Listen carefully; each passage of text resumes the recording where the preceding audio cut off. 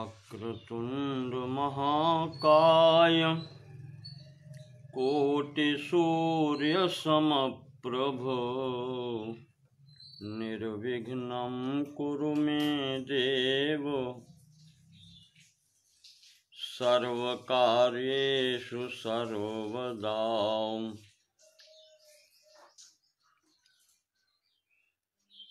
प्रातः स्मरामि भवभीतिहरं सुरेशं गंगाधरं वृषभवाहनमम्बिकेशं खट्वाङ्गशूलवरदाभयहस्तमीशं संसाररोगहरमौषधिमप्रमेयम्। यं ब्रह्मा वरुणेन्द्ररुद्रमरुतः स्तुन्वन्ति देव्यैस्तवैः वेदैः साङ्गपदक्रमोपनिषदैर्गायन्ति यं सामगाः। ध्यानावस्थिततद्गतेन मनसा पश्यन्ति यं योगिनो यस्यान्तं न विदुः सुरासुरगणा देवाय तस्मै नमः। ओंकारबिन्दुसंयुक्तं नित्यं ध्यायन्ति योगिनः कामदं मोक्षदं चैव ओंकाराय नमो नमः।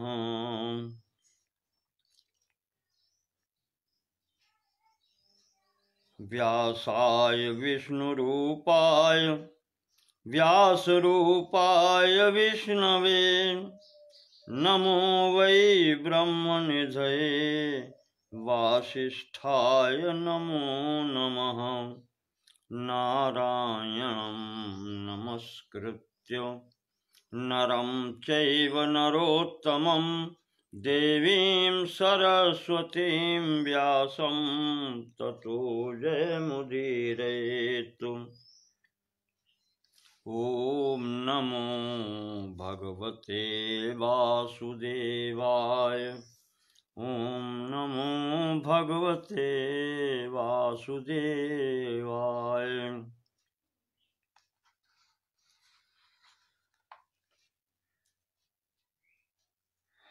पिछले दिनों की भांति महाभारत के शांति पर्व में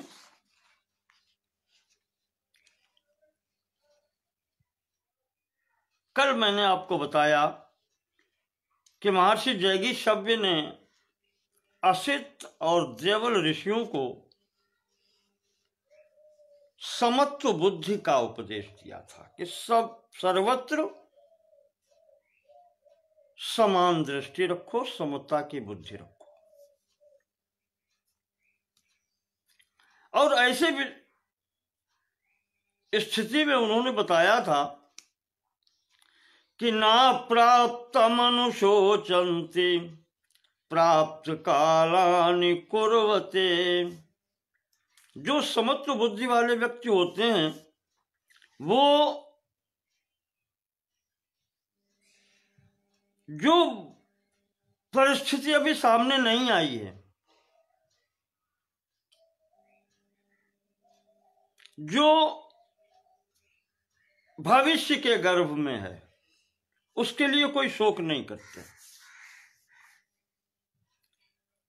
प्राप्त कालानि कुर्वते, केवल जो सम्मुख आई हुई स्थितियां हैं उनके उस अनुसार अपने कर्म करते हैं। न चातीतानि शोचन्ति, और जो अतीत में निकल गया, जो भूतकालीन घटनाएं हैं उनके बारे में भी कोई शोक नहीं करते, न उनको याद करते हैं। न चैव प्रतिजानते, इसीलिए भविष्य के लिए वो किसी के साथ किसी बात की कोई प्रतिज्ञा भी नहीं करते कि आगे मैं ऐसा करूंगा।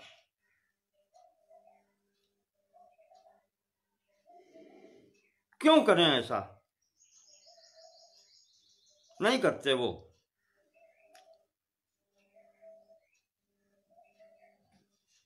और यही पहचान है निष्काम कर्म के लिए भी, और आसक्ति समाप्त पुरुष की भी यही पहचान है।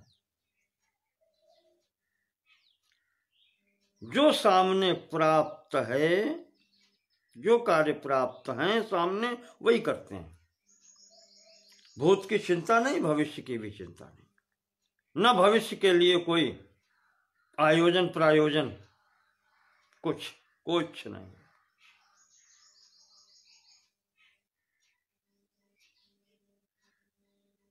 इसीलिए उनके अंतर्गत मन में कोई विकार नहीं होता।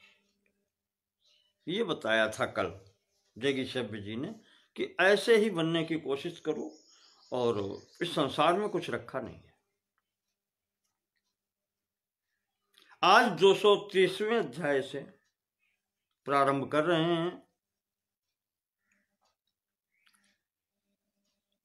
यहां युधिष्ठिर प्रश्न करते हैं पितामह से कि प्रियः सर्वस्य लोकस्य सर्वसत्त्वाभिनन्दिता गुणैः सर्वैरुपेतश्च कोऽन्वस्ति भुवि मानवः। कहा पितामह, जो स्थितियां पीछे से आप बताते चले आ रहे हैं, इनके आधार पर क्या इस संसार में या इस सृष्टि में ऐसा कोई व्यक्तित्व है जिससे सब प्रसन्न रहते हों? यहां तो कहा जाता है कि सबको प्रसन्न कोई नहीं रख पाता। तो वही युधिष्ठिर पूछ रहे हैं कि क्या कोई ऐसा व्यक्तित्व है जिससे सब लोग प्रसन्न हो, जो हर व्यक्ति को प्रसन्न रखता हो, संपूर्ण प्राणियों को आनंद देने वाला हो, सुख देने वाला हो।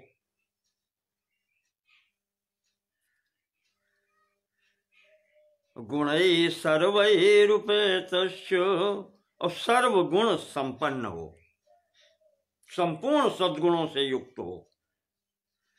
ऐसा व्यक्तित्व क्या कोई है? तो भीष्म जी कहते हैं, युधिष्ठिर, तुम्हारे प्रश्न के संबंध में मुझे याद आता है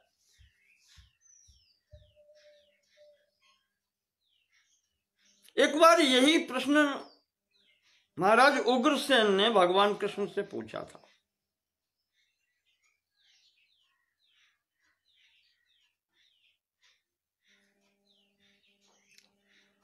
और उन्होंने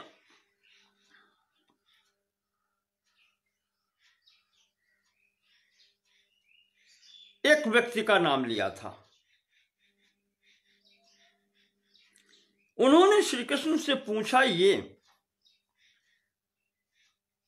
कि जनार्दन,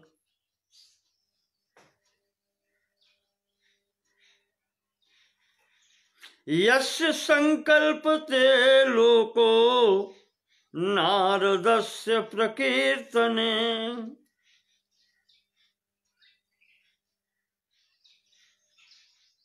कहते हैं कि एक व्यक्तित्व ऐसा है, यस्य संकल्पते लोको, संपूर्ण लोकों में जिनका नाम प्रत्येक व्यक्ति जानता है और प्रत्येक व्यक्ति लेता है। मन्ये स गुण संपन्नो ब्रूहि तन्मम पृच्छतः।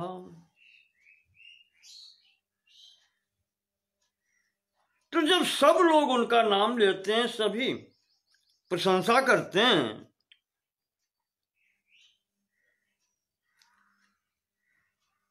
और वे नारद जी के अंदर बताए जाते हैं, तो महाराज वे गुण कौन से हैं? ऐसे गुण जिससे सब प्रसन्न रहे। तो वासुदेव बोले, श्री कृष्ण कहते हैं कि नाना जी,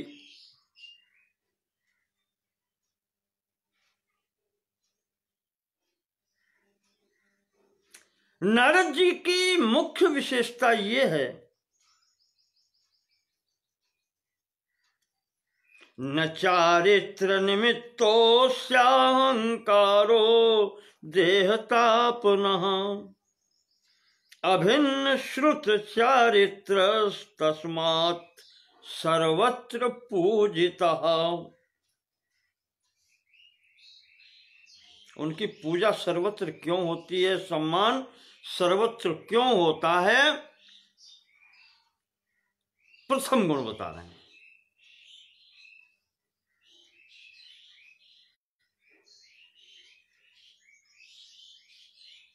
अभिन्न श्रुत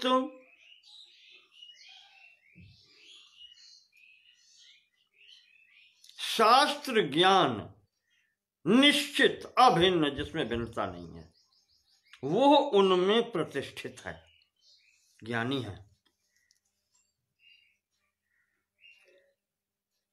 और चारित्र हो और चरित्रवान है। इन दो कारणों से उनके मन में कोई अभिमान भी नहीं है। जहां भी आपको दृष्टिगोचर होंगे वही चित्त प्रसन्न, वो चाहे देव सभा में हो और चाहे असुर सभा में हो, चाहे जहां हो।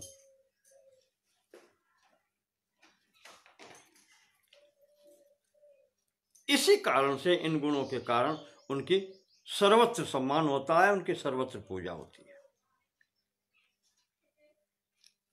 कहते हैं कि नारद जी के अंदर आरति ही क्रोध चापल्ये भयम नयतानि नारदे, उसके अंदर अप्रीति, वो सबसे प्रेम करते हैं, अप्रीति नहीं है, न क्रोध है, न चंचलता है, न भय है।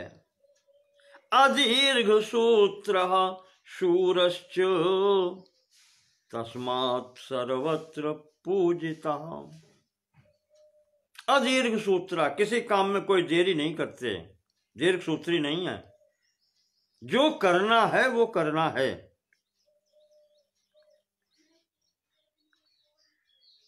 शूराच, शूर क्या कहे, कोई लड़ाई थोड़े लड़नी है, वो अपने ज्ञान में, चरित्र में शूरवीर हैं, धर्म का पालन करने वाले हैं, प्रत्येक प्राणी पर दया करने वाले हैं, ये शूरवीरता उनकी है।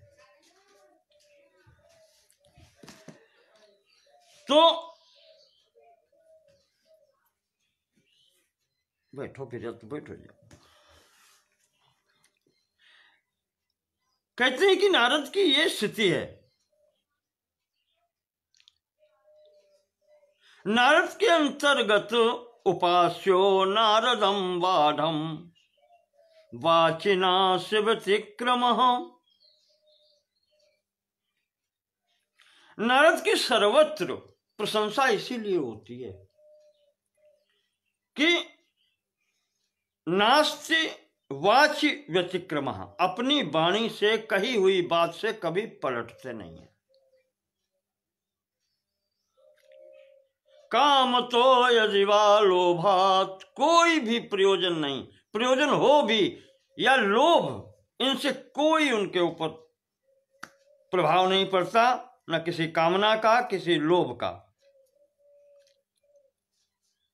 अपनी वाणी के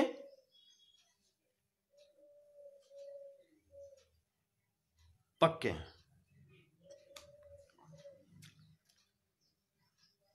अध्यात्म विधि तत्वज्ञ, अध्यात्म तत्व के जानकार हैं। क्षांत शक्तो जितेंद्रिय, क्षमा करने वाले हैं, शक्तिमान भी हैं, उनका कोई कुछ बिगाड़ नहीं सकता। जितेंद्रिय हैं, सरल चित्त के हैं और सत्यवादी, सत्यवादी हैं, कभी भी किसी भी परिस्थिति में झूठ नहीं बोलते, इसलिए उनकी सर्वत्र पूजा होती है। उनके तेज, बुद्धि, यश, ज्ञान, विनय, जन्म, तपस्या किसी की तुलना नहीं है। सब क्षेत्र में वो आगे हैं।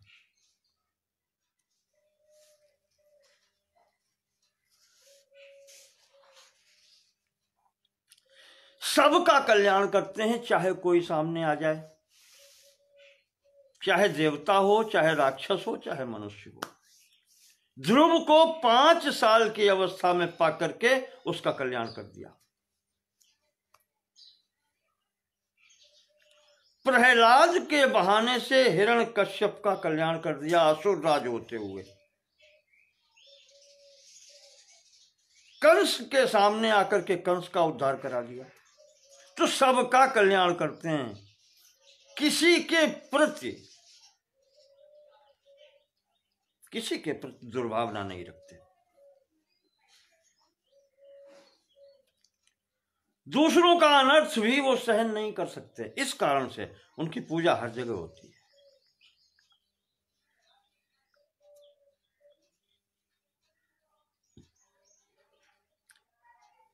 ज्ञान के तो भंडार हैं, संपूर्ण विषयों के जानकार हैं।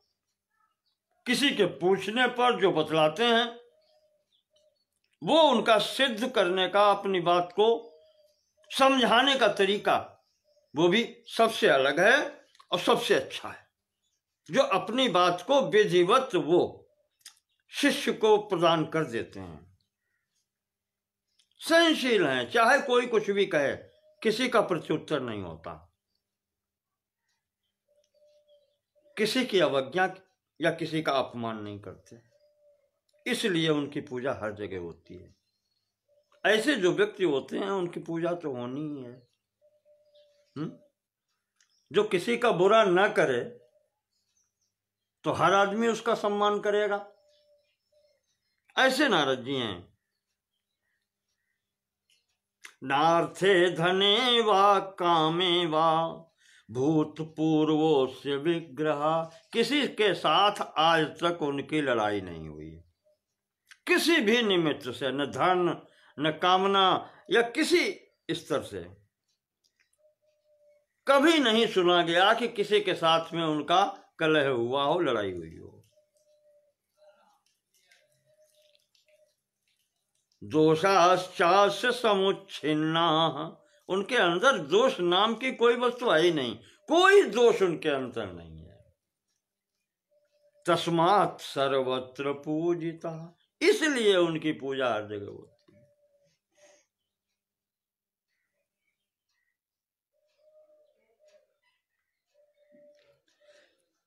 जितने भी गुण गिनाए हैं, असक्तः सर्वभूतेषु, आसक्ति कहीं नहीं है।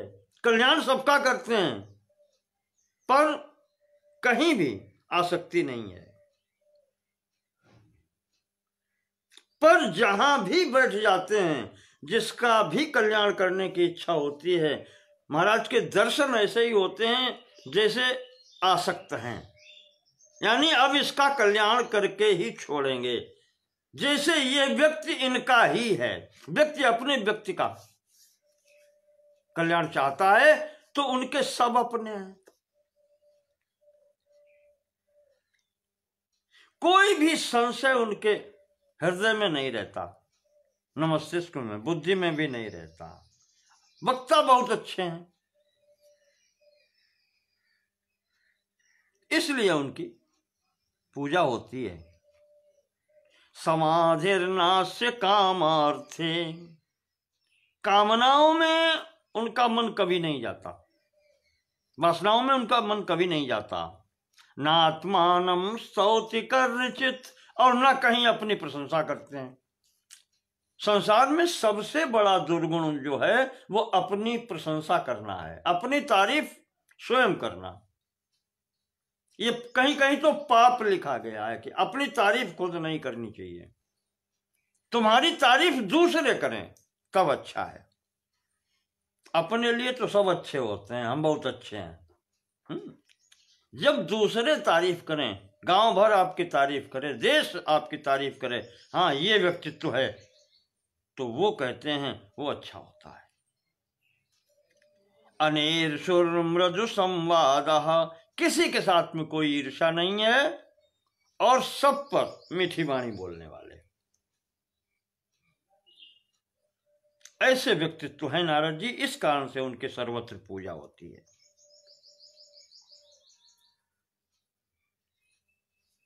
उन्हें न धन चाहिए, न किसी प्रकार का लाभ चाहिए, उन्हें कुछ चाहिए ही नहीं। स्थिर बुद्धि असक्त आत्मा, इसी कारण से उनकी बुद्धि स्थित है, स्थिर है, और वे कहीं आसक्त भी नहीं है।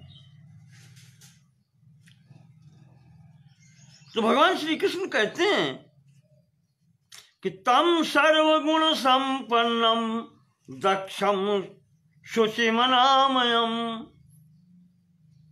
कालज्ञम च प्रियज्ञम च कहा प्रियम न करिष्यति।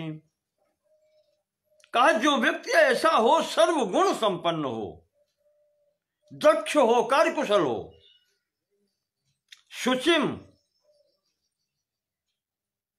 मनसा वाचा कर्मणा, आंतरिक बाह्य सब प्रकार से शुद्ध हो, अनामयम, कोई भी चित्त से लेकर शारीरिक मानसिक कोई चिंतन नहीं, अनामय, निरोगी, कालज्ञम च प्रियज्ञम च, समय का जानकार, समय का मूल्य समझने वाले समझ लो तरीके से, और प्रियज्ञम च, प्रिय क्या है, परमार्थ क्या है, उसके जानकार। कहा ऐसे व्यक्तित्व को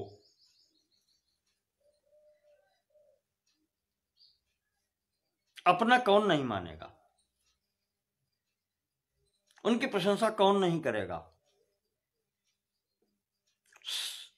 प्रिय कौन नहीं मानेगा। ऐसा व्यक्ति किसी का जो अहित न करे, उसे शत्रु कौन मान सकता है। वो सर्वप्रिय इसीलिए हैं, इसीलिए सर्वत्र उनकी पूजा होती है।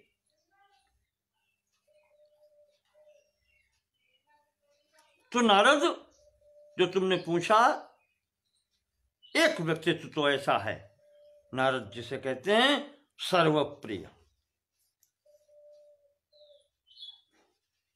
तो आगे युधिष्ठिर जी पूछ रहे हैं कि पितामह, आपने पीछे बताया है भरद्वाज जी और भृगु के संवाद में भी कि सृष्टि कैसे उत्पन्न हुई और क्या हुआ। तो उसी क्रम में हम ये पूछना चाहते हैं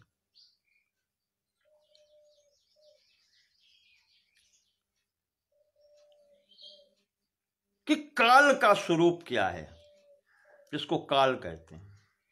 कलनात् कालः, कालः सुप्तेषु जागर्ति। गणना करने के कारण या कलन, कालः पचति भूतानि, का पकाता है, ऐसा काल, इसका स्वरूप क्या है। और उसी संबंध में यह पूछा है कि भिन्न भिन्न युगों में मनुष्यों की आयु कैसी है। तो उस क्रम में भीष्म जी कहते हैं कि राजन, एक बार सुखदेव जी ने अपने पिता व्यास जी से ऐसे ही प्रश्न किया था। तो उन्होंने जो बतलाया था वो सुनो आपको। व्यास जी ने बतलाया था कि अनाद्यमजम अनाद्यंतमजम दिव्यम अजरम ध्रुवम अव्ययम अप्रतर्क्यम अविज्ञेयम ब्रह्माग्रे संप्रवर्तते। जो सृष्टि उत्पन्न होती है तो उसके प्रारंभ में ही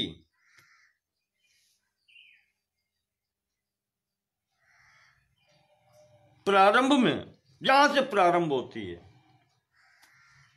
केवल ब्रह्म होता है, जिसके लिए ये विशेषण प्रयोग होते हैं अनादि, अनंत, अजन्मा, अजर, जिसमें बुढ़ापा नहीं होता, ध्रुवम यानी अटल, अविकारी अव्ययम, जिसके अंदर कोई विकार नहीं है, अप्रतर्क्यम अतर्क्य, जहां मन बुद्धि और वाणी कार्य नहीं कर सकती। जिससे बुद्धि उत्पन्न हो तो वहां बुद्धि क्या कार्य करेगी? जैसे पत्थर से उत्पन्न होने वाला लोहा पत्थर पर जाकर के व्यर्थ हो जाता है।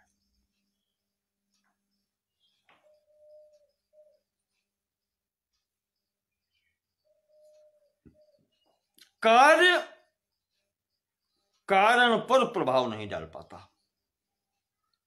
तो जहां से बुद्धि उत्पन्न हुई है उस पर बुद्धि क्या कार्य करेगी?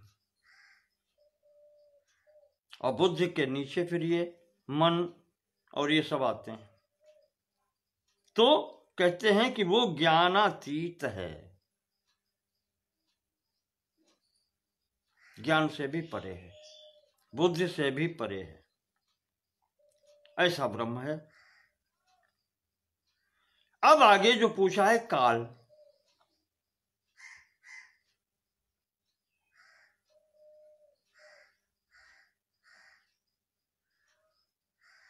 उसका समझा रहे हैं मानवोचित तरीके से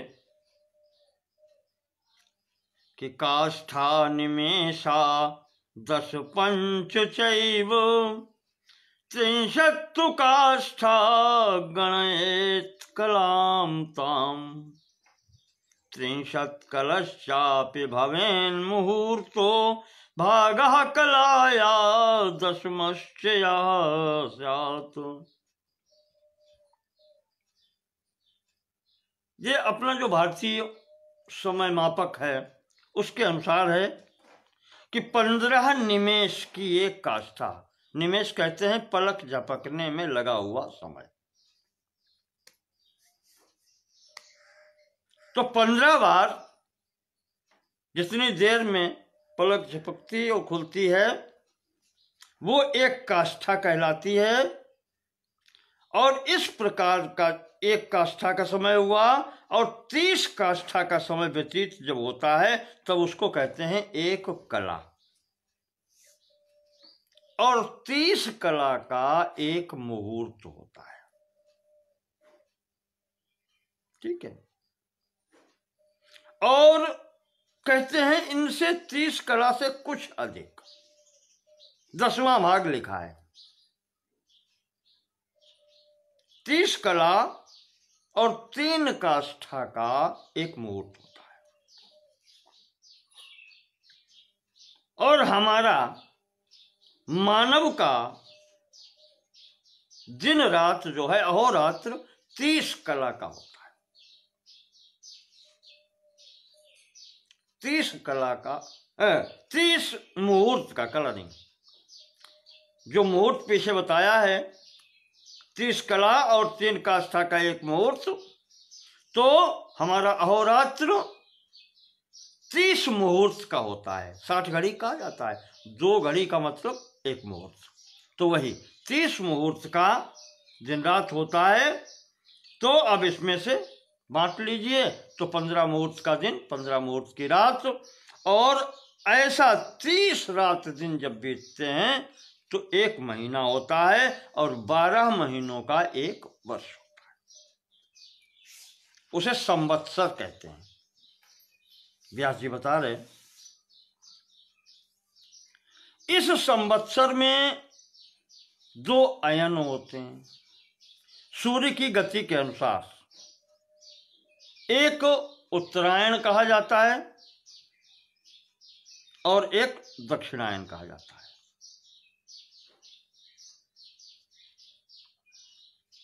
इधर मनुष्य के दिन रात का विभाजन भगवान सूर्य करते हैं, जब तक दर्शन देते हैं दिन माना जाता है, और दर्शन जब नहीं देते तो रात्रि मानी जाती है। और यहां लिखा गया है, व्यास जी ने बतलाया सुखदेव को कि रात्रि ही स्वप्नाय भूता नाम, रात जो बनाई गई है वो प्राणियों को सोने के लिए है, आराम करने के लिए।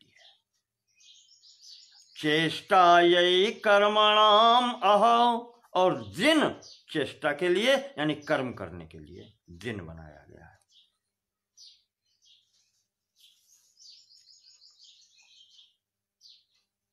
देखें आप सृष्टि की विचित्रता।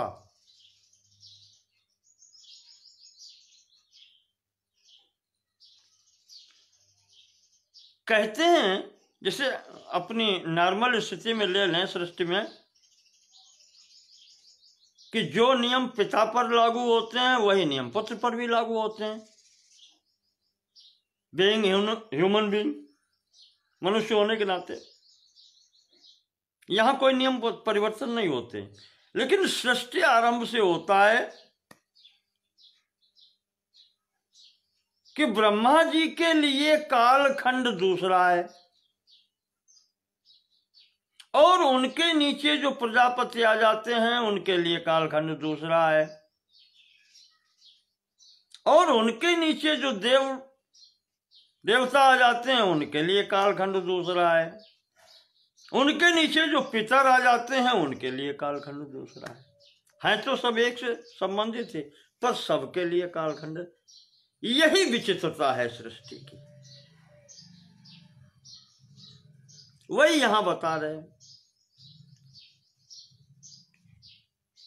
कहा जो हमारे लिए एक महीना है, एक माह है, वह पितरों के लिए एक दिन है। शुक्ल पक्ष उनका दिन है, कृष्ण पक्ष उनकी रात है। यहां तो यही लिखा है।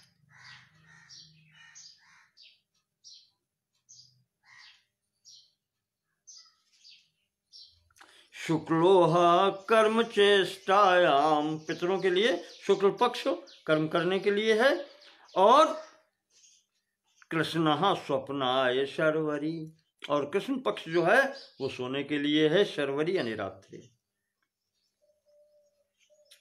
ऐसे ही जो मनुष्यों के लिए एक वर्ष है, वो देवताओं का एक दिन रात है, अहोरात्र है। यहां भी उत्तरायण जो है वो दिन है, और दक्षिणायन जो है वो रात्रि है।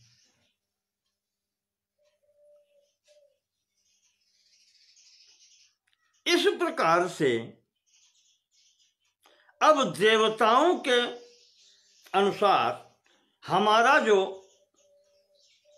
एक वर्ष, उनका एक अहोरात्र हुआ, तो उनका वर्ष अब कितना होगा? 360। हमारे जो 360 वर्ष हैं वो देवताओं के लिए एक वर्ष है, और इसी वर्ष के अनुसार 4 युगों की कल्पना की गई है। याद रखिएगा, यहां जो संख्या अब हम आगे बताएंगे वो इस वर्ष के अनुसार है।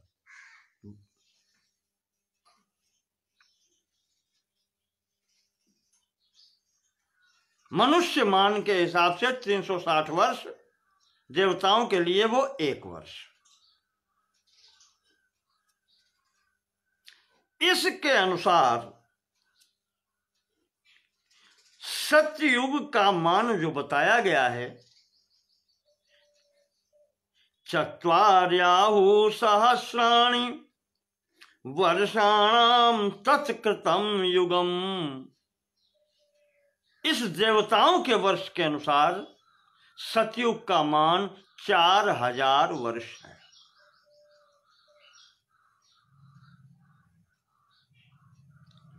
और इसके साथ में तस्य तावच्छति संध्या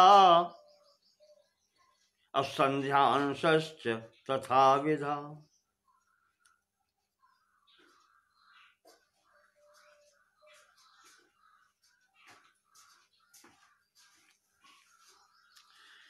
तो उस स्थिति में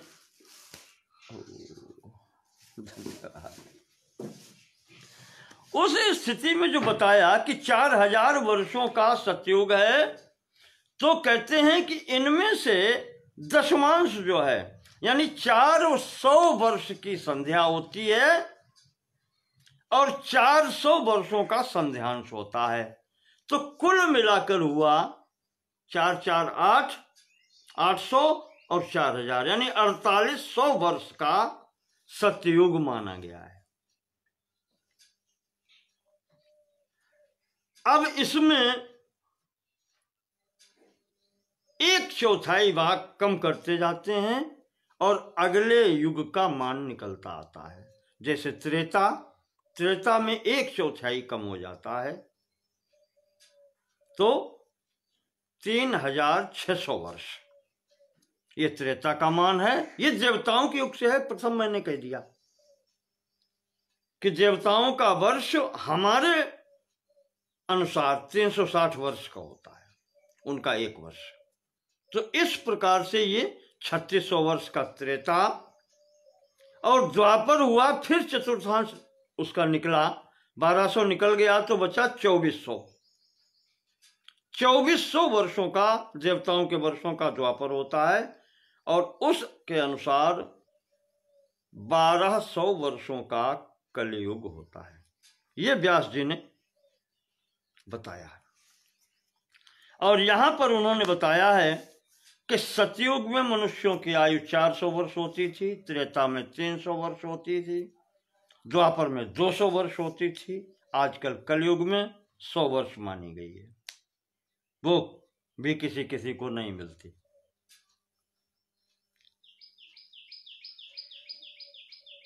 सतयुग में सबसे बड़ा धर्म था तपस्या। तब किसी के मन में कोई भेद ही नहीं था, सब अपने हैं, जैसा पीछे बता चुके हैं। जब त्रेता युग प्रारंभ हुआ तो मन में किसी किसी के लोभ आने लगा कि हम इसका साथ क्यों दें, इसकी रक्षा क्यों करें, या इसको भोजन क्यों दें। स्वार्थ जागने लगा, पाप अंकुर देने लगा। बस वहीं से स्थिति बिगड़ने लगी। तभी राजा की जरूरत हुई, डंडे की जरूरत हुई, राजदंड की, कि जो भी नियम का पालन न करे उससे राजा पालन करवाए। यहां से ही राजा की भूमिका प्रारंभ होती है। और इसी तरीके से द्वापर में और नीचे स्थिति आई और कलयुग में तो आज कुछ कह ही नहीं सकते, कोई मर्यादा रही नहीं गई। अभी विचार करें तो थोड़ा बहुत, वो तुलसीदास जी ने भी लिखा है कि येन केन विधि दीने दान करे कल्याण। केवल एक ही वस्तु रह गई है, दान किसी भाव से किसी तरीके से निकल जाए कर दो, बस। अब और कुछ बचा नहीं है। मानसिक स्थितियां ठीक नहीं है, मनुष्य बात करता है, हित की बात करता है, तब भी उसमें शंका उत्पन्न होती है कि आखिर ये चाहता क्या है। बिना स्वार्थ के कोई स्थिति नहीं बनती। तो इस तरीके से बताया कि जब चारों युग बीत जाते हैं तो ये कुल मिलाकर के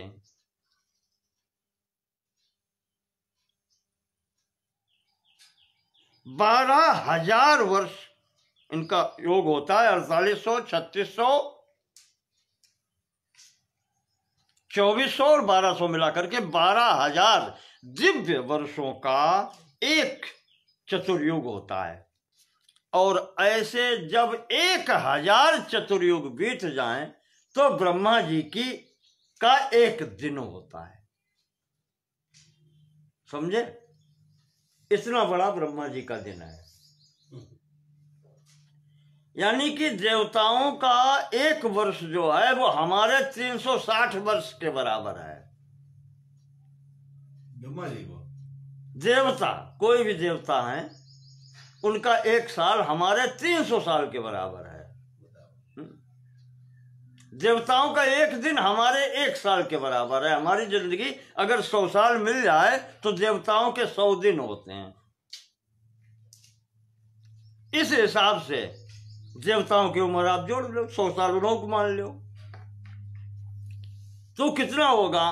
और उसके अनुसार ये स्थिति बता रहे, चारों युग की 12,000 वर्षों का बताया, तो एक वर्ष का मतलब हमारे हिसाब से 360 वर्ष, यानी 360 के इसमें गुणा करें तो इतने वर्षों का एक चक्र होता है, सतयुग, त्रेता, द्वापर, कलयुग। और ऐसे चारों युग जब 1000 बार बीत जाएं तब ब्रह्मा जी का एक दिन होता है, और फिर इतनी बड़ी रात होती है। तो अब क्या कहें, हम किस गिनती में हैं। तो इस प्रकार से व्यास जी कहते हैं, सुखदेव ये जो जान लेता है तो वो कहीं फंसता नहीं है। फंसेगा क्या, जब वो जान लेगा कि हमारी स्थिति तो चींटी के बराबर भी नहीं है। इतनी उम्र, बड़ी उम्र वाले हैं ब्रह्मा को भी एक दिन मरना है, उम्र चाहे जितनी हो बड़ी, लेकिन जो आया है सो जाएगा, राजा रंक फकीर। और कोई सिंहासन चढ़ चले, कोई बंधे जंजीर। आना है, जो आया है उसको जाना ही है, चाहे ब्रह्मा जी हो तो उनको भी जाना है।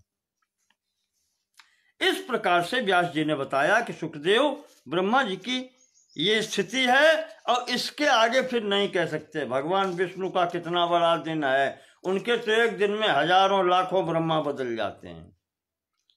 अंत में कहा गया है कि जो परमात्मा है, परब्रह्म है, कि उसकी पलक झपकने में जाने कितने ब्रह्मा बदल जाते हैं, उनकी कोई स्थिति ही नहीं है। तो कहा ये काल की गति है, वही परमात्मा, उसी को काल कहते हैं। हाँ। क्या पाड़े किन प्रोग्राम है? अच्छा, ठीक ठीक। तो इस तरीके से व्यास जी ने सुखदेव को काल की स्थिति बताई, और इसके साथ ही साथ फिर उन्होंने यहाँ पर सृष्टि के उत्पत्ति का क्रम बताया, जैसा हम आपको पीछे और भी बता चुके हैं, वही उसी प्रकार से सृष्टि के उत्पत्ति का क्रम बताया। प्रत्येक युग में कौन कौन से कार्य होते हैं, कैसे कैसे लोग होते हैं, उसके बाद में ये सब बातें बताई। कहा सतयुग जो है वो तपस्या प्रधान है, तब किसी कर्म की आवश्यकता नहीं पड़ती थी।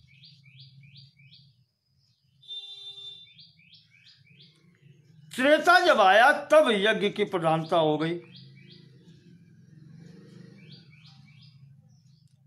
उसमें फिर क्षीणता जब आई तो द्वापर में भी सकाम यज्ञ ज्यादा होने लगे, और आजकल कलयुग में तो सब लुप्त ही हो रहा है। दृश्यन्ते न च दृश्यन्ते वेदाः कलयुगे खिला। इस कलयुग में तो कभी कभी कहीं दर्शन हो जाते हैं वेद के, हर जगह वो भी नहीं, कभी कहीं विरल क्षेत्रों में, विरल उसमें। उत्सीदन्ते सयज्ञाश्च केवला धर्म पीड़िता। अधर्म से पीड़ित होने के कारण वेद और यज्ञ सब लुप्त हो जाते हैं। इस प्रकार से व्यास जी कहते हैं, सुखदेव ये मैंने तुम्हें बताया कि काल के अनुसार क्या क्या होता है, और बिल्कुल सृष्टि के उल्टी प्रक्रिया से प्रलय होती है। जिस क्रम से सृष्टि होती है उससे विपरीत प्रक्रिया से इसकी प्रलय होती है।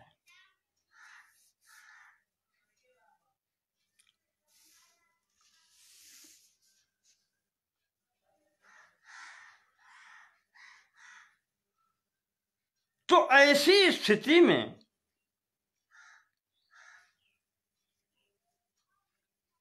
एवं विस्तार संक्षेप, सुखदेव मैंने तुम्हें कहीं पर विस्तार से कहीं संक्षेप से, ब्रह्मा व्यक्ते पुनः पुनः युग सहस्रयोरादा वहोरात्रस्तथैव च।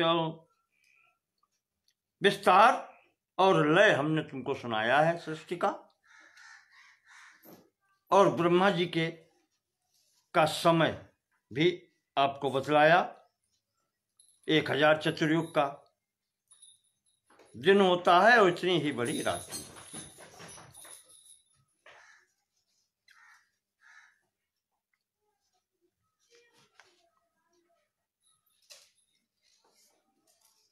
अब ऐसे समय में ब्राह्मण को क्या करना चाहिए? ब्राह्मण कहने का मतलब एक तो ये होता है ब्रह्मा से उत्पन्न सभी ब्राह्मण प्रथमता, पर जब आगे चल करके इसमें भेद उत्पन्न हुआ, क्षत्रिय वैश्य शूद्र हुए,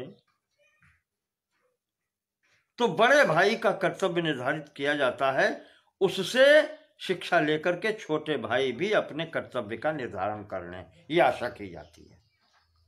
तो व्यास जी यहां पर कहते हैं कि सुखदेव जी, ऐसी सृष्टि में ब्राह्मण का जो कर्तव्य है वो मैं तुम्हें बताता हूं।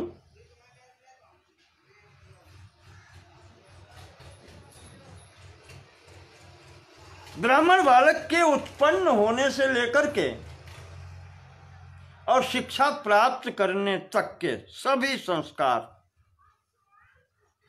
आचार्य के द्वारा संपन्न होने चाहिए, और आचार्य के निकट रह करके पढ़ करके समावर्तन संस्कार के समय जब वो वापस आता है तो गुरु ऋण से उसे ऋण होना चाहिए, गुरु को दक्षिणा अवश्य देनी चाहिए। और इसके बाद में समस्त वेदाध्ययन करके फिर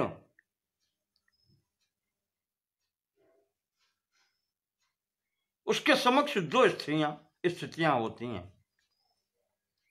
प्रजा सर्गेण दारैश्च ब्रह्मचर्येण वा पुनः, या तो दारैश्च प्रजा सर्गेण, विवाह करके प्रजा उत्पन्न करे, संतानोत्पत्ति करे, या ब्रह्मचर्य में स्थित रह करके ही बने गुरु सका सेवा यति धर्मेण वा पुनः, नैष्ठिक ब्रह्मचारी रहते हुए वहीं से यति मार्ग का अनुसरण कर ले। पर सुखदेव, गृहस्थस्त्वेषु धर्माणाम सर्वेषां मूलमुच्यते, ये बात मैंने गृहस्थ आश्रम के अपमान के लिए नहीं कही, क्योंकि सुखदेव सभी धर्मों का मूल स्थान गृहस्थ आश्रम ही है।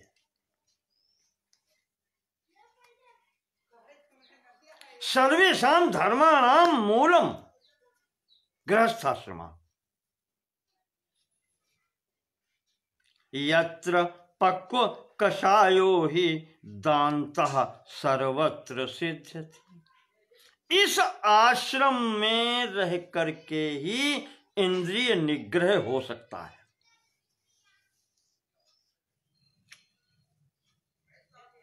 वन में रह करके इंद्रिय निग्रह करना आसान लगता है, पर है नहीं, वो कहीं भी फिसल सकता है। विषयों के बीच में रह करके इंद्रिय निग्रह जो करता है गृहस्थ आश्रम में रह करके, वो पक्व कषायो ही, उसका मैल विधिवत धुल जाता है।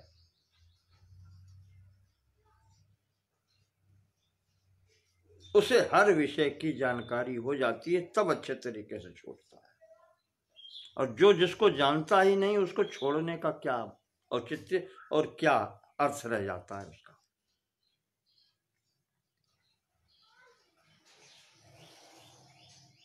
श्रृंगी ऋषि संबंध में आता है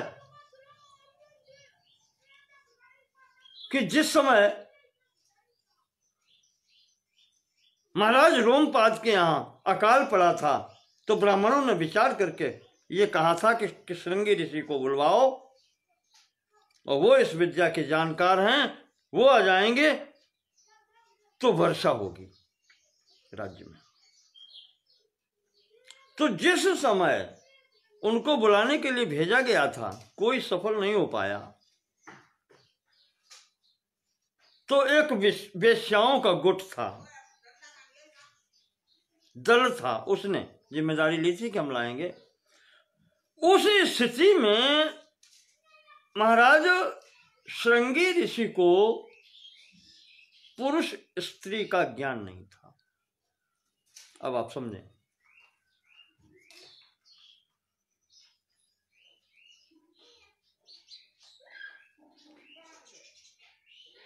ऋषि पुत्र को माता संभवतः नहीं मिल पाई थी, जन्म के उपरांत से वो चली गई। महाराज ने पुरुष स्त्री में भेद नहीं जाना था कि पुरुष क्या होता है, स्त्री क्या होता है।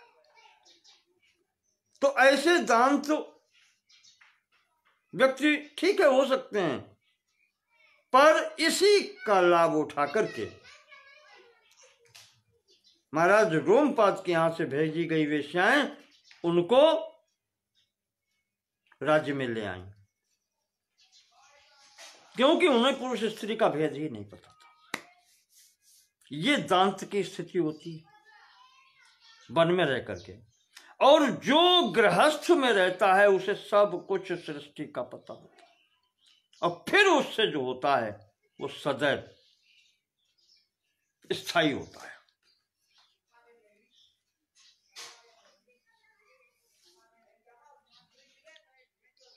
तो कहा है कि गृहस्थ में रहने पर जितने आंतरिक दोष होते हैं वो सब पक जाते हैं, छूट जाते हैं,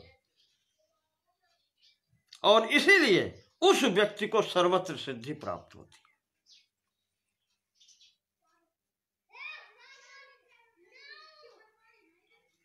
है। व्यास जी कह रहे हैं, सुखदेव, ब्राह्मण को 6 कर्म बताए गए हैं: अध्ययन, अध्यापन, पढ़ना और पढ़ाना, यजन और याजन, यज्ञ करना और कराना,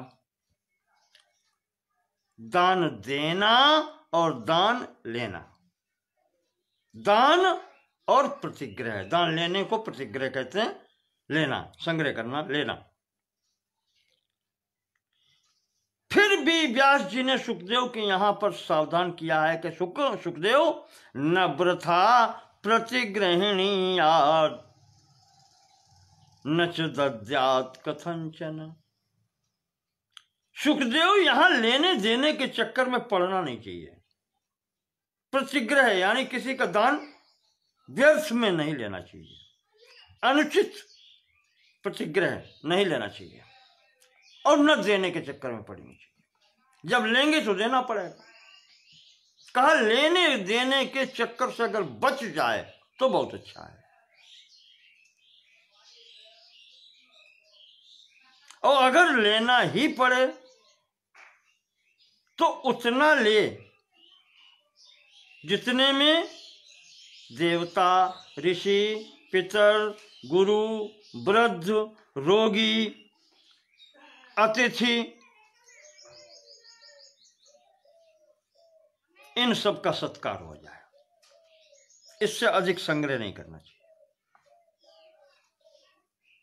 इतने कार्य के लिए, इन कार्यों के लिए वो दान ले सकता है, इसमें कोई दोष नहीं है।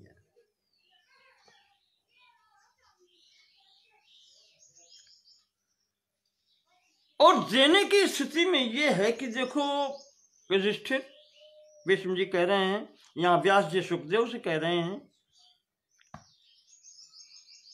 कि जिस व्यक्ति को बहुत ही आवश्यकता हो और शुद्ध व्यक्तित्व हो उसे देना चाहिए। इसी कहते हैं देश, काल और पात्र का विचार करके जो दान दिया जाता है वही शुद्ध होता है।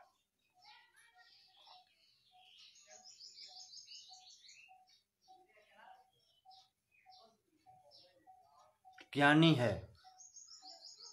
जो सर्व प्रकार से, सर्व कहना चाहिए कि शुद्ध है, आंतरिक बाह्य पर निर्धनता उसको सताए हुए है। इस कारण से समाज से वो कट के रहता है, मुंह छिपाए फिरता है। कहा सुखदेव ऐसे व्यक्ति की मदद करनी चाहिए, उसको देना चाहिए, उसकी सहायता करनी चाहिए।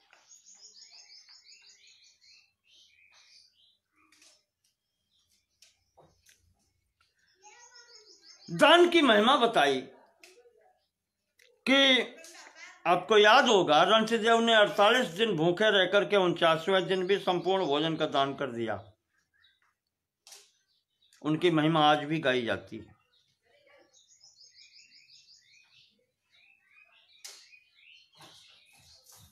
विजयराज निमि ने अपना संपूर्ण राज्य दान कर दिया। परशुराम जी ने संपूर्ण पृथ्वी दान की।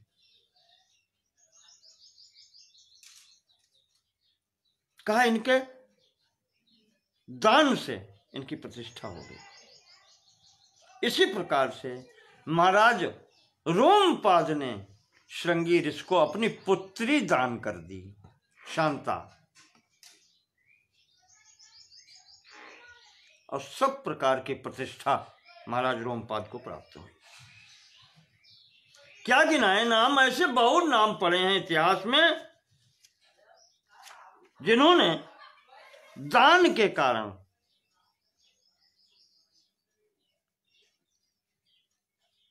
पृथ्वी पर, इस लोक में प्रतिष्ठा पाई। यह कीर्ति उनकी आज भी गाई जाती है।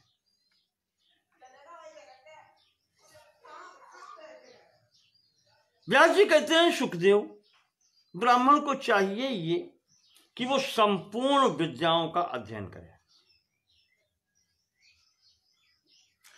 वेदांग सहित वेदों का, चारों वेदों का अध्ययन करे, समझे, आचरण करे, तभी पढ़ना कहा जाता है।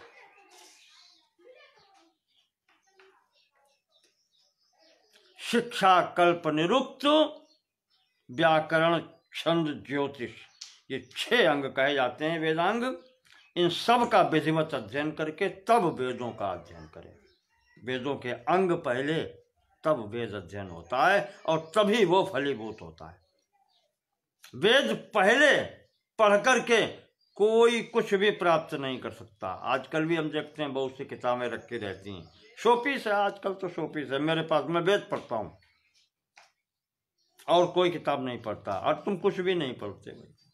वेद समझने के लिए कोई ये कहे कि मैं MA का छात्र हूँ, परास्नातक, और पुस्तक वो पढ़ना 5वें की नहीं जानता, जोड़ तोड़ के पढ़ पाता है, कोई कैसे साहस कर सकता है, कैसे कह सकता है कि मैं परास्नातक की पुस्तक पढ़ूंगा और समझूंगा, समझ लेता हूं? नहीं हो सकता ना, नहीं होता। तो वेदांग सहित वेद की जब शिक्षा होती है तब वेद समझ में आता है।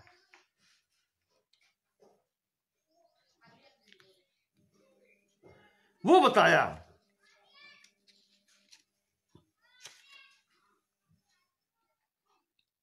ब्राह्मण को ये सब करने के लिए बहुत संयम नियम से रहना पड़ता है। इसके अंतर्गत योग साधना और ध्यान, परमेश्वर का ध्यान, निधिध्यासन जिसे कहते हैं, ईश्वर चिंतन, वो करे।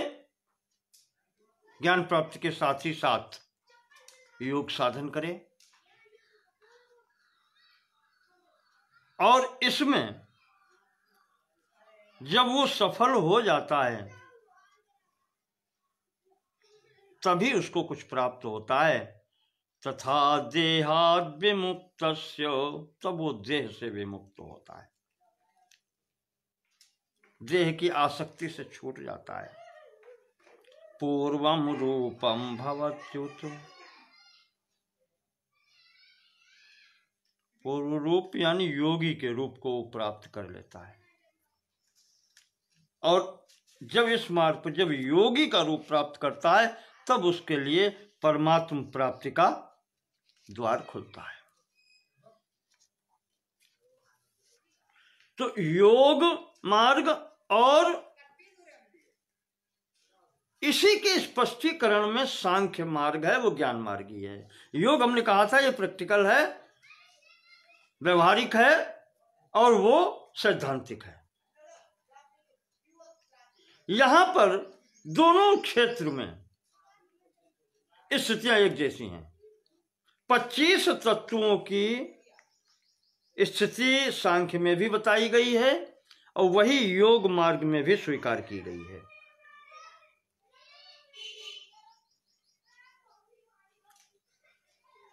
सांख्य में जो कहा गया है वो मैं कल या परसों मैंने बतलाया था कि सर्वप्रथम मूल प्रकृति और उसके बाद में मूल प्रकृति से जो 7 चीजें उत्पन्न होती हैं,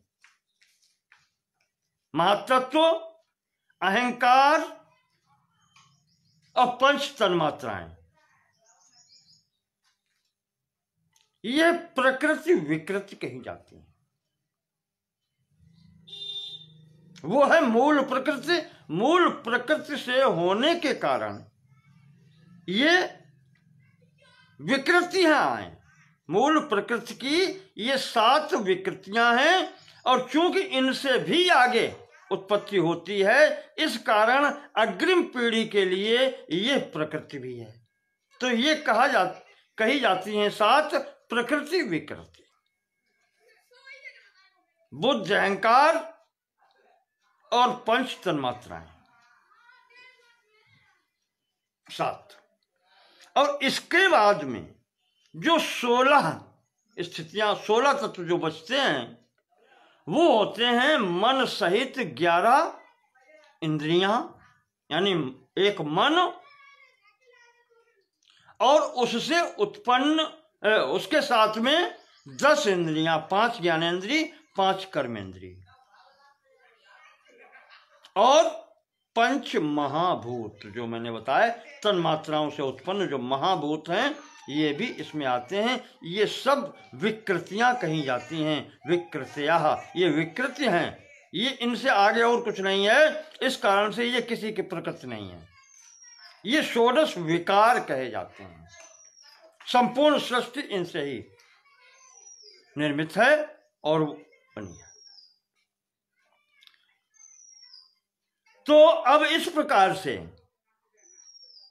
16 विकार या विकृति, 7 प्रकृति विकृति, 23 और एक मूल प्रकृति 24 और 25वां तत्व जो है वो पुरुष कहा जाता है। अस्मिन पूरे शयतीति पुरुषा, जो संपूर्ण सृष्टि में शयन करता है, प्रविष्ट होकर के सर्वव्यापी रूप से रहता है, वो कहलाता है पुरुष। तो प्रकृति पुरुष के संयोग से ये सृष्टि प्रपंच होता है। यही मत पतंजल का योग दर्शन भी स्वीकृत करता है। तो सांख्य और योग लगभग एक ही हैं और मैंने कहा आपसे एक व्यवहारिक है योग और एक सैद्धांतिक है सांख्य।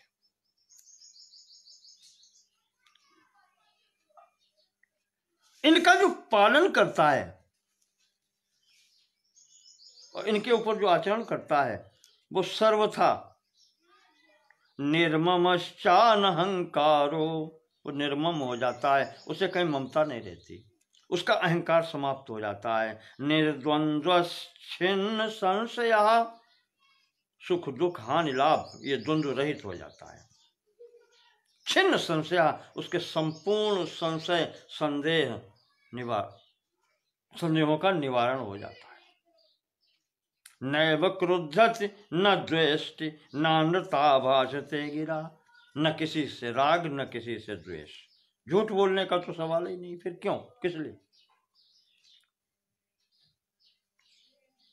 तो कहा कि ऐसी स्थिति को जो प्राप्त कर लेता है, एवं भवति निर्द्वंदो ब्रह्मांडम चाधिगच्छति, ऐसा जो निर्द्वंद और आसक्ति रहित हो जाता है वो ब्रह्म भाव को प्राप्त हो जाता है।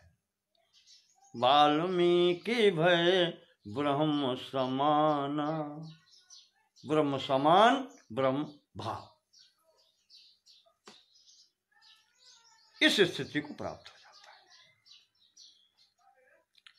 व्यास जी कहते हैं कि सुखदेव, इस सृष्टि में के समस्त कार्यों में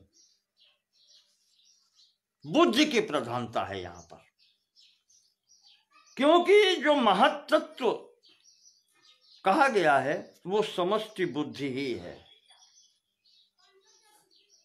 प्रकृति की साम्यावस्था में जब विक्षोभ होता है तो सर्वप्रथम महत्त्व की उपलब्धि होती है, तो प्रधानता इस संपूर्ण प्रपंच में उस बुद्धि की है। और यहां जो भी श्रेष्ठता है वो बुद्धि के कारण ही होती है। मैं भी संक्षेप और विस्तार से चल रहा हूं। तो यहां पर प्रत्येक स्थान पर जो श्रेष्ठता है वो बुद्धि के आधार पर ही होती है, और इस बुद्धि में ही संपूर्ण सृष्टि का ज्ञान और सब कुछ छिपा हुआ है। जो साधन कर लेता है वो प्राप्त कर लेता है। साधन करने के लिए कर्म करना पड़ता है, तब ज्ञान होता है। तो ज्ञान प्राप्त साधन करने का मार्ग है कर्म।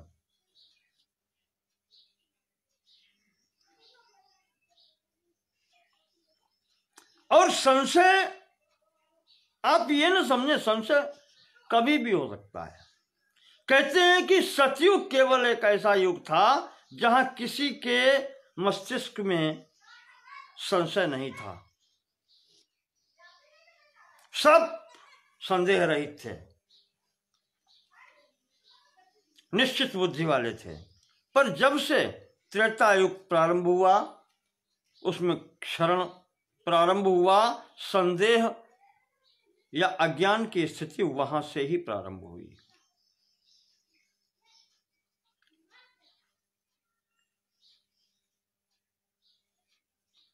और इसमें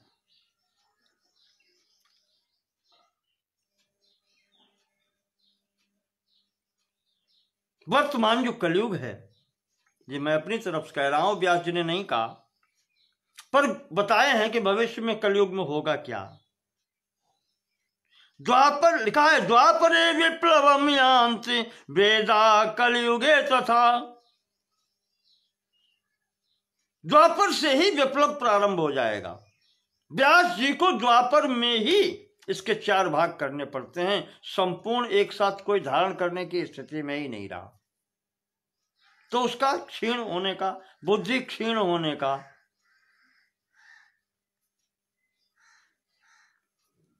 वो उपक्रम हो चुका था, तो वो तो क्षीण होनी है। तो वो कहते हैं कलयुग के दृश्यन्ते नापि दृश्यन्ते कलेरन्ते पुनः किल, कभी कहीं दिखाई पड़ेंगे, कहीं नहीं दिखाई पड़ेंगे। इस प्रकार से वेद की स्थिति, ज्ञान की स्थिति इस प्रकार से हो जाएगी। व्यास जी कहते हैं कि सुखदेव, इसमें भी कुछ शोक मानने की आवश्यकता नहीं है। यच्चेदं प्रभव स्थानम भूतानां संयमो यमः स्वभावे नैव वर्तन्ते द्वंद्व सृष्टानि भूरिशा। कहा ये काल का प्रभाव है, इसके अंतर्गत प्राणियों की उत्पत्ति होती है, पालन होता है, संहार होता है, नियंत्रण करने वाला काल है, और उसी में ये सभी प्राणी रहते हैं जिनके अंदर द्वंद्व की स्थिति रहती है। द्वंद्व सृष्टानि, सृष्टि के अंतर्गत द्वंद्व भी है।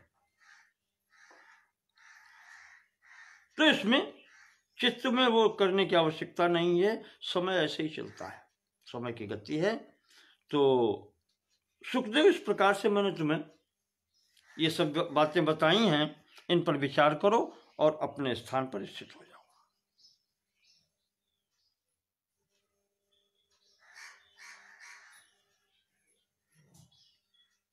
अब फिर प्रश्न किया सुखदेव जी ने कि पिताजी, ये ज्ञान क्या है?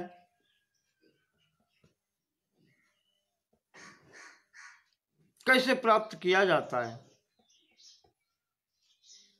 मन और इंद्रियों को जिस उपाय से एकाग्र किया जा सकता है उसका भी वर्णन कीजिए।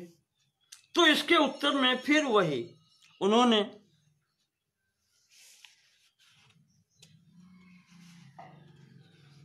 सृष्टि का उपक्रम देते हुए और वही योग मार्ग का आश्रय लेने को बताया है कि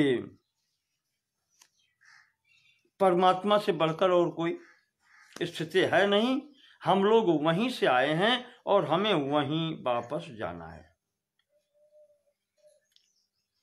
तो जो ज्ञान है वो केवल यही ज्ञान प्राप्त करना है कि यह सृष्टि प्रपंच जो है ये मिथ्या है, यहां कुछ सार नहीं है,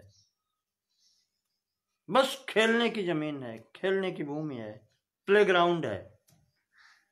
परमात्मा ने अपने लिए बनाया है, आपके लिए भी है, पर चलना अपने घर ही है और वही करना चाहिए। अंततः होता यही है, पर वो फिर मुक्ति का साधन नहीं हो पाता, बार बार आना जाना पड़ता है। जैसे कहते हैं प्रलय में व्यक्ति कहां जाता है? प्रलय में व्यक्ति समाहित तो उसी परमात्मा में हो जाता है। तो इसलिए ये कह दें कि कुछ करना ही नहीं है, अंततः तो वहीं पहुंचना है। अरे अंततः में कितना समय लगेगा? परमात्मा तक पहुंचने में कितना कहें, कितने ब्रह्मा बदल जाते हैं परमात्मा के एक दिन में।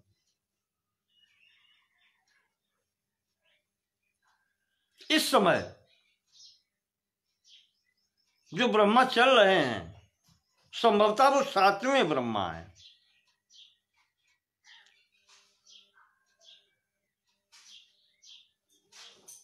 समस्त पौराणिक साहित्य के ज्ञात अज्ञात सोर्स से मैं बता रहा हूं, 7वें ब्रह्मा है, इनका नाम सतानंद है और इनकी 50 साल आयु बीत चुकी है। 51वें वर्ष का प्रथम दिन चल रहा है। पंडित जी जब कोई कार्यक्रम कराते हैं तो संकल्प बोलते हैं, ध्यान से सुनिएगा।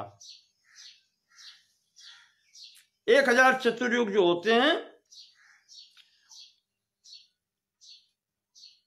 उसमें से कहते हैं कि 28वां कलयुग चल रहा है, अष्टाविंशतम कलयुग कल प्रथम चरण है,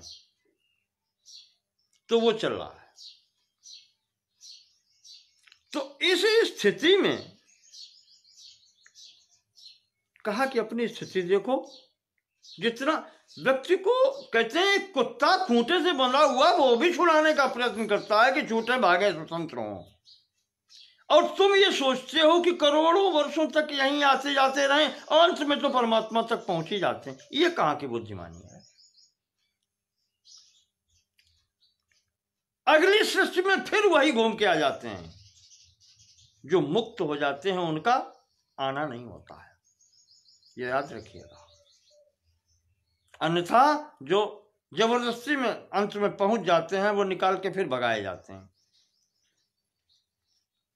तो इस प्रकार से व्यास जी ने बताया, सुखदेव ये मार्ग है, योग मार्ग से इसकी प्राप्ति होती है, इसका करना चाहिए। योगिक क्रिया से समाधि स्थिति में और उसका चिंतन भाव करें। नाभिश्वजेत् परम वाचा कर्मणा मनसा पिवा उपेक्षको यथाहारो लब्धा लब्धे समो भवेत। इस योगिक मार्ग पर चलते हुए मन वाणी क्रिया से किसी में भी वस्तु में या व्यक्ति में आसक्त न हो। उपेक्षक को सब ओर से उपेक्षा रखे, किसी से कोई अपेक्षा न रखे, आशा न रखे। मान के चले मेरा कोई नहीं, मैं किसी का नहीं, ये कहते हैं उपेक्षा का भाव। यथाहारो जितना आवश्यक है उतना भोजन करे। लब्धा लब्धे समो भवेत्, लाभान में कोई चिंता मत करे, समान रहे।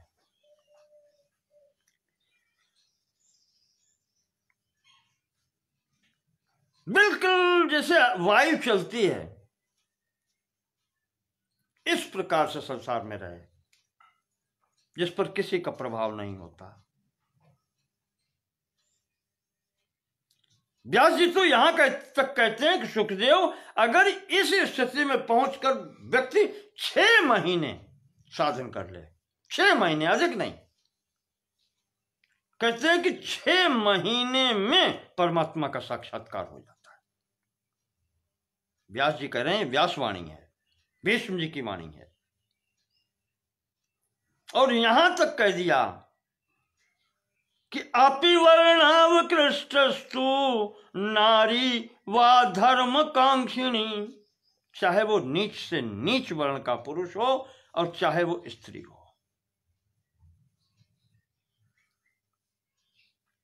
ताऊ अपि एतेन मार्गेण, वो दोनों नीच जाति का पुरुष या स्त्री, गच्छेताम परमाम गतिम, इस योग मार्ग का अगर आश्रय ले ले तो परम गति को प्राप्त हो जाती है।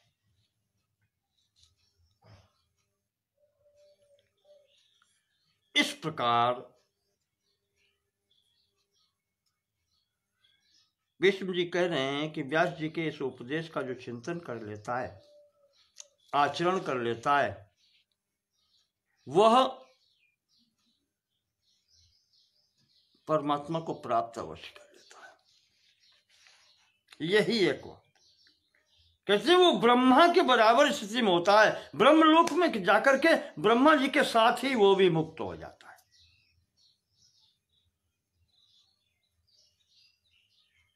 इसके बाद में सुखदेव जी ने पूछा है कि महाराज कर्म और ज्ञान में अंतर क्या है? तो व्यास जी कहते हैं कि सुखदेव तुमने बात ऐसी पूछी है, दोनों ही कर्म, दोनों ही धर्म है। अपने कर्तव्यों का पालन करना भी धर्म है और ज्ञान प्राप्त करना, उस पर आचरण करना भी धर्म है। दोनों एक दूसरे से।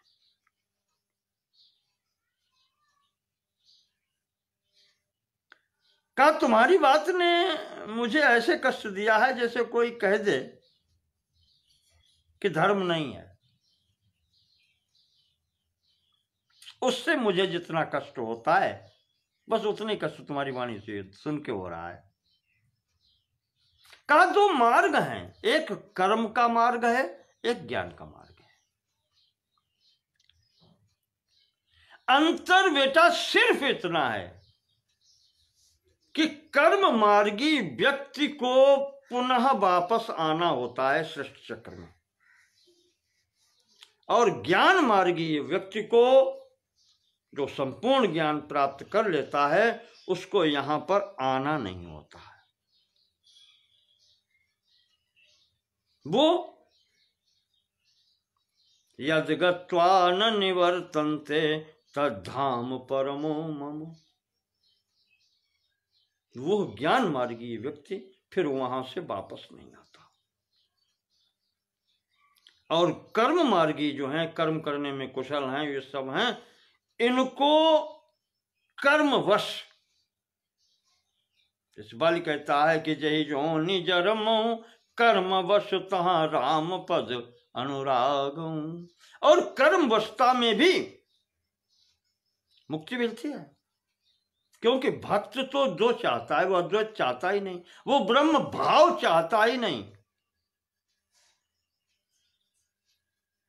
ब्रह्म भाव या ब्रह्म समानता वो नहीं चाहता, ब्रह्म में मिलना वो नहीं चाहता, वो द्वैत का उपासक है।